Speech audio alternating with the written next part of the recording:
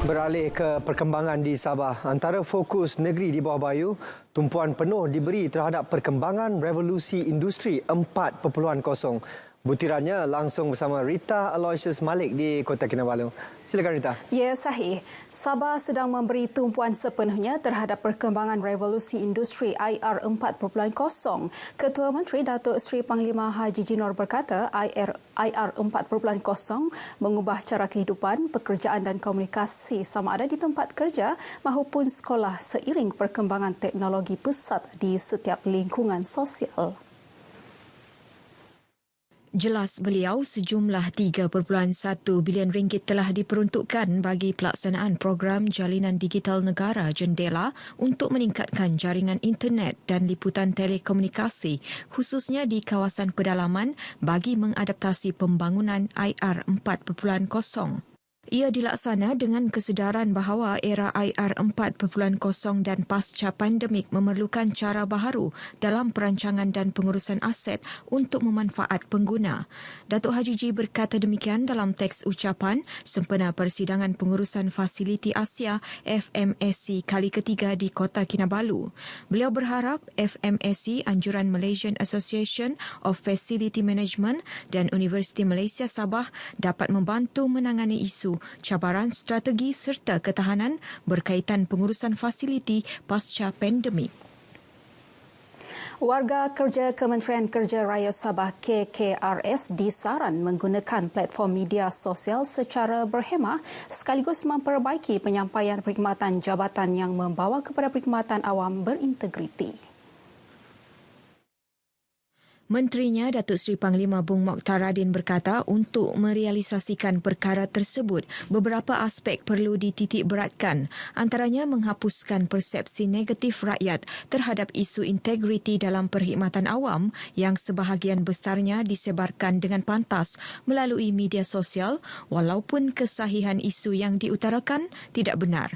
Justru penguasaan dan kemahiran warga KKRS dalam menggunakan platform media sosial penting untuk memperjelaskan sesuatu isu yang berhubung kait dengan kementerian. Beliau berkata demikian sempena Majlis Amanat Menteri Kerja Raya dan Anugerah Perkhidmatan Cemerlang KKRS 2021 di Kota Kinabalu. Teks ucapan dibacakan pembantunya, Datuk Limus Juri. Melangkah ke Tahun Baharu 2023, Datuk Bung Mokhtar turut mengajak warga KKRS membulatkan tekad untuk terus melakukan transformasi ke arah budaya kerja telus dan cemerlang dengan mengamalkan konsep kerja berpasukan. Dalam majlis ini, 15 kaki tangan KKRS menerima anugerah perkhidmatan cemerlang bagi tahun 2021 yang disampaikan Datuk Limus Juri. Golongan wanita di negeri ini disaran mencarum di bawah skim keselamatan sosial suri rumah Perkeso bagi mendapatkan perlindungan keselamatan sosial yang komprehensif. Timbalan Pengarah Perkeso Sabah Salwati Abdul Karim berkata skim berkenaan diperkenalkan di bawah Akta Keselamatan Sosial Suri Rumah 2022 bertujuan menyediakan perlindungan keselamatan sosial kepada suri rumah daripada bencana domestik dan keilatan semasa menguruskan rumah tangga. Manfaat dia sekiranya berlaku apa-apa kemalangan semasa menjalankan kerja-kerja suri rumah ni, Perkeso akan faedah akan diberikan di bawah skim bencana domestik lah dan seterusnya skim keilatan. Beliau berkata demikian kepada media selepas kunjungan hormat terhadap isteri yang di-Pertuan Negeri Toh Puan Norlida Tan Sri RM Jasni di Istana Kinabalu. Seramai 1,092 pencarum di seluruh negara telah mendaftar dan mencarum secara sukarela hanya seminggu setelah pelaksanaan skim tersebut dilancarkan bermula 1 Disember lalu. Setiap kali diadakan tamu gadang yang sinonim dengan Majlis Convocation Universiti Malaysia Sabah UMS sering menjadi tumpuan ramai. Lebih menarik lagi, setiap program dalam penganjuran tamu gadang ini dilakukan sendiri pelajar universiti berkenaan. Laporannya bersama wartawan Zarid Sofia Daud.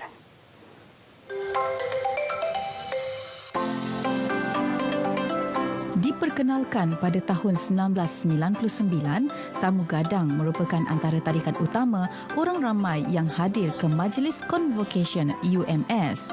Kali ini bersempena Majlis Convocation UMS kali ke-24, 35 ahli jawatankuasa Tamu Gadang dalam kalangan pelajar pelbagai fakulti bertanggungjawab mengawal selia dan mengatur aktiviti sepanjang 5 hari diadakan bermula 7 pagi hingga 8 malam. Kalau dalam AJK ini dia ada organisasi dia sendiri dan dia boleh membentuk macam mana cara berorganisasi kepada student, dan juga kalau macam untuk kesawanan tu dia membina macam mana sifat ingin berniaga kepada student.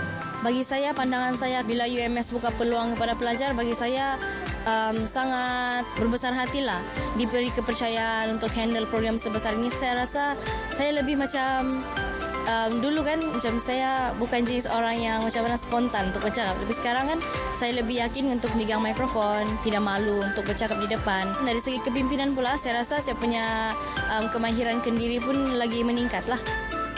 Pelbagai aktiviti diadakan ketika tamu termasuk pertandingan cosplay yang semakin mendapat tempat dalam kalangan anak muda masa kini.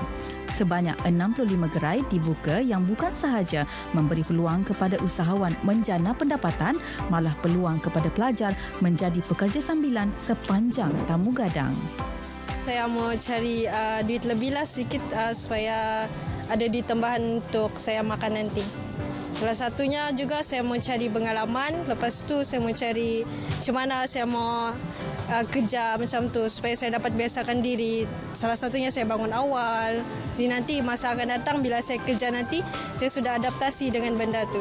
Sekali ucapan tahniah untuk student kerana berjaya meletakkan barisan AJK yang mantap untuk organize event yang sebesar ini.